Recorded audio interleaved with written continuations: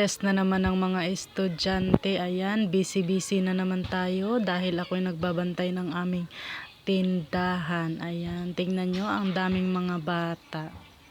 Hindi pa yan lahat ng estudyante, yung iba nasa room pa. Ang sarap na lang maging bata. Yung tipong gastos ka lang ng gastos, bili ka lang ng bili ng mga gusto mo. Hindi ka naman problema kung saan ka kukuha ng perang pambili mo dahil may mga magulang kang nagagastos at nagbibigay ng pera sa'yo. Gusto ko na lang ulit maging bata. Ayan, ang aking bulinggit. Recess niya na din. Ayan, umuwi siya.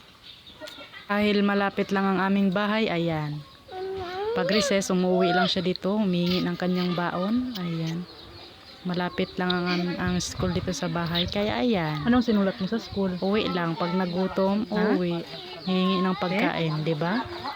Kapag nakahingi na ng baon, ayan. Babalik na naman ng school. O di ba? Masarap maging bata. Kain lang ng kain hanggat may pagkain. O ayan, ang dami pang mga estudyante niyan. Hindi ko na binidyohan yung iba. Dahil na busy ako, dahil may bumibili.